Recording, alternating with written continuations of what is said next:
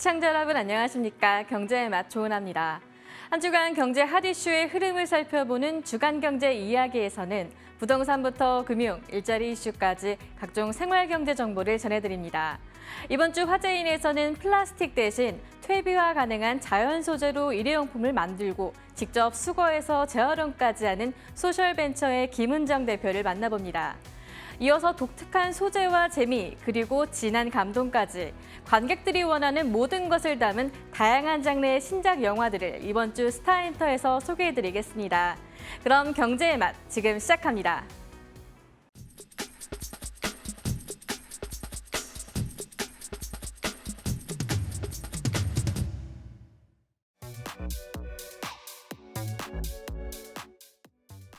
하얀 석유로 불리는 전기차용 배터리의 핵심 원료인 리튬.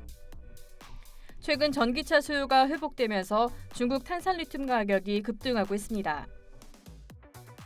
현재 리튬과 흑연, 니켈과 코발트 등의 배터리 핵심 광물은 70%, 많게는 90% 이상을 중국에 의존하고 있는데요. 원료를 가공해 제품화하는 재련 시설이 중국에 포진해 있기 때문입니다. 미국은 탈중국화를 선언하고 중국은 자원 유출 통제를 하고 있는 상황인데 우리나라 입장에서는 중국 의존도가 높을수록 리스크가 커질 수밖에 없는데요. 국내 업체들도 가격 변동성을 줄이고 안정적인 공급망을 확보하기 위해 광산을 운영하고 있는 호주와 캐나다 등의 기업과 지분 투자 계약을 맺으며 광물 내재화의 속도를 내고 있습니다. 정부도 올해 초 핵심 광물 확보 전략을 통해 2030년까지 핵심 광물의 특정국 수입 의존도를 50%대로 완화하겠다고 나섰습니다. 리튬 매장량이 많은 칠레와 아르헨티나에 조사단을 파견하는 등 새 광물 공급처 발굴에 나서는 모습입니다. 중국 의존도를 줄이기 위한 기업들의 움직임이 빨라지고 있는 가운데 세제 금융 지원 등의 제도 정비도 시급하다는 목소리가 나옵니다.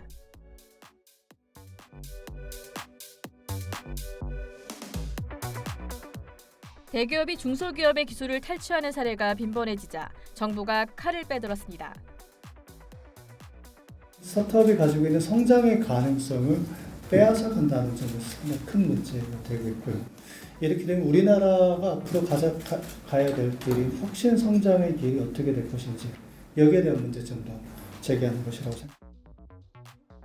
세부적으로는 혁신형 스타트업을 대상으로 법률 지원과 기술 탈취 모니터링 등 1:1 매칭 방식으로 집중 지원하고 사이버 해킹 예방을 위한 기술 유출 방지 시스템을 구축하는데요. 실제 발생한 위반 행위에 대해서는 손해배상 범위를 현행 3배에서 5배까지로 확대해 처벌 수위를 대폭 높였습니다. 부처별로 흩어져 운영되던 지원 제도와 정책을 통합해 실효성을 높이기로 했습니다. 맞춤형 정보 제공을 위해 올 하반기 구축될 범부처 게이트웨이가 대표적 사례입니다. 그럼에도 불구하고 기술 탈취 피해를 입은 기업에 대해서는 경영 안정화를 위해 최대 10억 원까지 융자해주고 전국에 회복 지원센터를 만들어 금융과 판로, 기술 거래를 지원하기로 했습니다.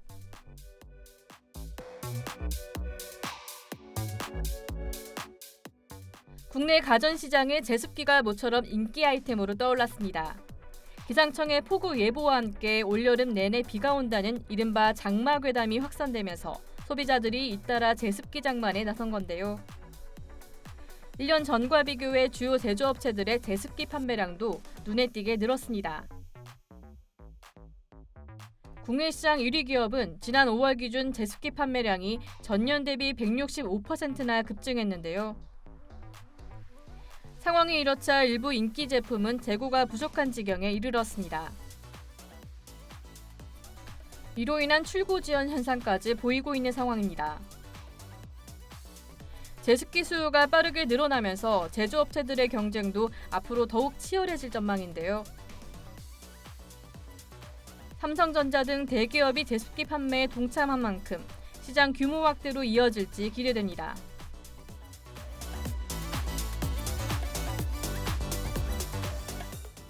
국내 최대 시멘트 기업이 다음 달부터 시멘트 가격을 14% 올리기로 했는데요. 전기료 등 원자재 가격 상승과 친환경 투자에 따른 비용 압박으로 제품 가격 인상 없이는 더 이상 버틸 수 없다는 이유에서입니다. 시멘트 기업들 대부분 비슷한 원가 구조를 가지고 있다는 점을 감안하면 나머지 시멘트 기업들도 조만간 인상 대열에 합류할 것이란 관측인데요. 전기요금 인상으로 인해서 연탄 가격 하락이 대부분 다 상쇄된 걸로 파악되고 있고요. 환경부문 시설 개조에 따르는 비용이 지난 5년간 2조 300억 원에 달하는 등 향후 앞으로 2, 3년 동안에도 이에 상응하는 금액의 투자가 발생을 할 것으로 예상을 하고 있습니다. 다만 이 같은 가격 인상 방침에 수요처인 레미콘 업계는 강하게 반발하고 있습니다. 지난 2년간 이미 3차례나 가격 인상이 이루어진 만큼 속도 조절이 필요하다는 주문입니다. 지난해 가격 인상을 둘러싸고 벌어진 양 업계 간 대립이 또다시 재현될 수 있습니다. 한편 정부는 최근 시멘트 업계와 간담회를 갖고 시멘트 수급 안정화에 총력을 기울여 줄 것을 당부했는데요. 수급 불안정까지 겹치면 시멘트 가격을 더욱 자극해 건설 현장까지 일대 혼란을 일으킬 수 있는 만큼 이 같은 가능성을 사전에 차단하겠다는 의도로 풀이됩니다.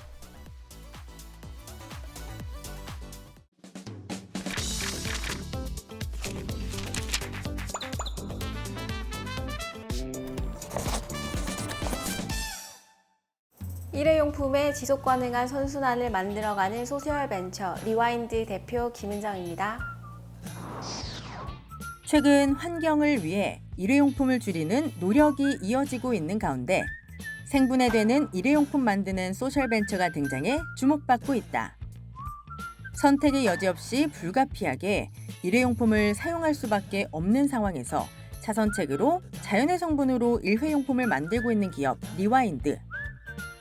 이들은 퇴비화 가능한 제품을 생산하고 친환경적인 원재료 선정부터 가공에 이르기까지 사람과 지구를 생각하는 제품을 만든다고 하는데, 이번 주 화제인에서는 우리의 소중한 자원을 버리지 않고 다시 순환함으로써 모든 생명이 공존할 수 있는 환경을 만들어가는 소셜벤처 리와인드의 김은정 대표를 만나본다.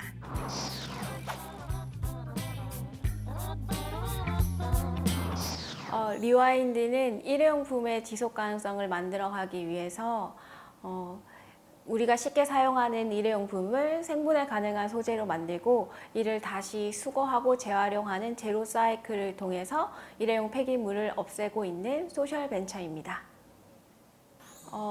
저희는 일회용품은 만들지만 쓰레기를 만들지 않습니다라는 슬로건을 걸고 있는데요.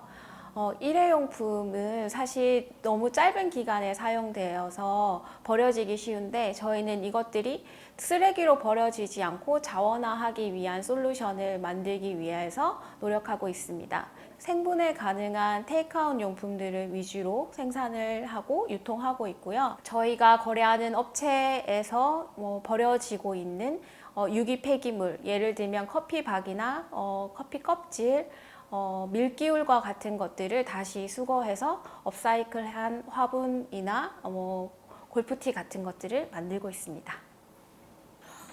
보통 생분해성 일회용품은 생분해성에 관련된 인증을 가지고 있거든요. 생분해 인증 같은 경우에는 국내에서는 EL724라는 인증이 있고, 이 인증은 58도의 온도에서 6개월 동안에 90% 이상이 분해되어야 되는 조건을 갖추는데, 보통 거의 퇴비화되는 조건에 맞춰서 인증이 나온다고 볼 수 있거든요. 저희 제품 같은 경우에는 이제 모두 이런 퇴비가 가능한 생분해 인증을 가지고 있기 때문에 어떤 제품이든 그런 특정 조건이 맞는 경우에는 다시 자연으로 돌아가 영양분이 될 수 있는 제품들입니다. 리와인드는 포장재를 만들기 때문에 짧은 기간에 소비되는 점을 생각한다면 빠르게 쓰레기가 되지 않고 분해돼서 지구에서 없어지게 만들어야 된다고 생각했습니다. 그래서 저희 제품은 모두 그런 퇴비화 가능한 소재로서 제품을 만들고 있습니다. PLA는 보통 섬유라든지 아니면 3D 프린팅 할 때도 많이 사용되고 있지만 워낙에 빠르게 생분해되는 특징 때문에 주로 테이크아웃 용기나 식품 포장재로 많이 사용되고 있는 상황이긴 합니다. 사실 이제 가장 큰 장점이자 단점이 플라스틱과 구분이 어려울 정도로 사용성이 뛰어나다는 점이고, 단점은 그런 이유 때문에 재활용에 있어서 약간의 문제가 있을 수 있다는 점이거든요. PLA 제품을 분리수거를 하기 위해서는 이제 분리 배출 표시 삼각형 안에서 이제 PLA를 확인할 수가 있고요. 저희 제품 같은 경우에는 PLA 소재라는 걸 알리기 위해서 물방울 안에 I am not plastic과 같은 메시지를 담아서 사람들이 빠르게 이 생분해성 소재임을 인지할 수 있도록 브랜딩을 했습니다. 아직까지 PLA가 워낙에 사용량이 작다 보니까 국가적인 차원에서 재활용에 대한 어떤 솔루션을 제시하고 있지 않은 상황이라 현재는 일반 쓰레기로 버려야 하긴 합니다. 하지만 이제 리와인드에서는 저희가 생산한 제품에 대한 어떤 환경적 책임을 지기 위해서 다시 PLA 제품에 한해서는 수거해서 재활용하고 있습니다. 사실 기후 변화가 심각해지면서 기후 난민도 많이 늘어날 정도로 전 세계적으로 굉장히 위험한 상황이긴 하거든요. 그렇기 위해서는 우리가 플라스틱에 대해서 좀 더 심각하게 바라봐야 될 부분이 있는데요. 플라스틱은 사실 시추하는 과정에서부터 굉장히 많은 이산화탄소를 배출하기 때문에 플라스틱에 대한 이슈를 잠재우기 위해서라도 우리는 사용량을 줄이고 이것들을 친환경 소재로 바꾸고 소비하기 위해서 노력해야 된다고 생각합니다.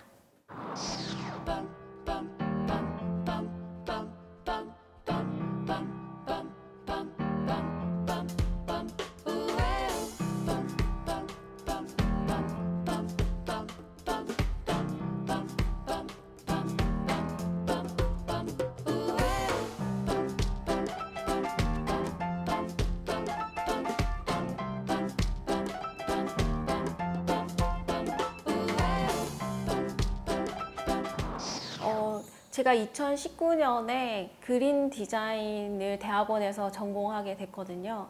그때 지속 가능한 테이크아웃의 선순환에 대해서 좀 연구하게 되었고, 그때를 계기로 뭐 예술이나 어떤 문학이나 이런 장르를 통해서 환경적인 메시지를 전달하는 것보다는 일상적으로 사람들이 사용하는 제품을 바꾸는 것이 보다 큰 영향력이 있을 거라고 생각했습니다. 그래서 지금 논문을 쓸 게 아니라 좋은 제품을 사람들에게 많이 알려서 빠르게 생활을 바꿀 수 있는 기회를 만들어야 됐다고 생각하게 되면서 이제 사업을 시작하게 되었습니다. 제가 당시에는 이제 캘리그라피 작가로 활동하고 있었고 외래 교수로도 활동하고 있었기 때문에 갑작스럽게 왜 빨대를 파느냐고 이해하지 못하는 시선들이 많았습니다. 특히 당시 저희 제품 같은 경우에는 수요도 거의 없었을 뿐더러 가격이 너무 비쌌기 때문에 누가 살 수 있을 거냐, 시장성이 없다라는 식의 얘기를 많이 들었지만 어딘가에는 저희 제품을 찾고 있는 분들에게 꼭 저희 제품을 전하고 싶은 마음으로 시작하게 되었습니다. 아무래도 가장 큰 걸림돌이 되는 거는 가격 부분일 것 같아요. 네. 아직까지 플라스틱만큼 그렇게 저렴하게 생산할 수 있는 소재가 없기 때문에 점주 입장에서는 가격적인 부담을 느낄 수밖에 없는 것 같습니다.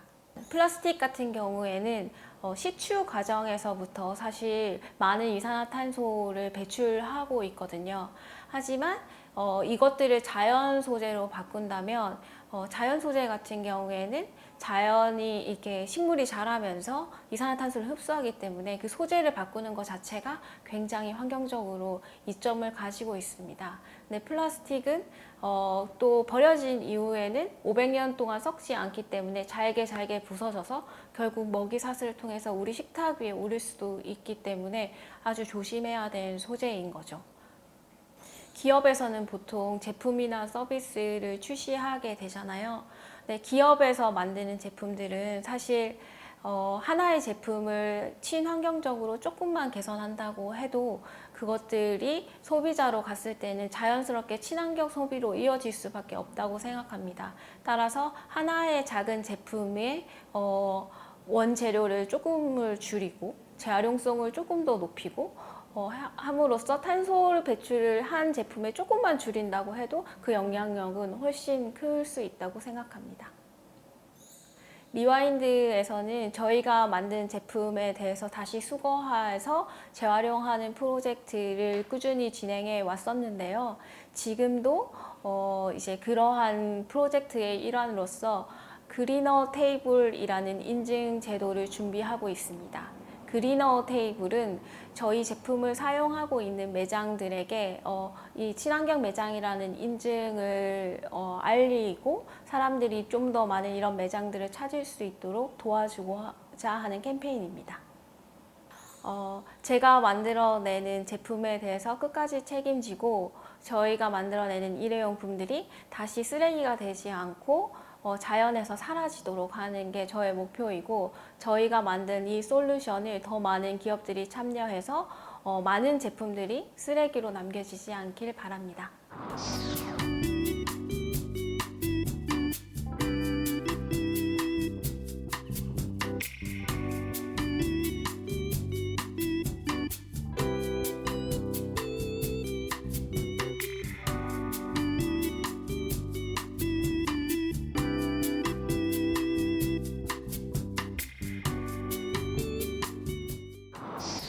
혹시 카페나 레스토랑에서 저희 제품을 사용하거나 아니면 플라스틱 제로를 실천하는 곳을 가시게 된다면 그런 분들께서는 사실 많은 불편하고 또 많은 비용을 들여서 실천하고 있기 때문에 응원을 많이 해주시고 소문도 많이 내주셨으면 좋겠습니다. 저희 역시 그런 매장들을 위해서 많이 응원하고 또 도와드릴 수 있도록 노력하는 기업이 되겠습니다.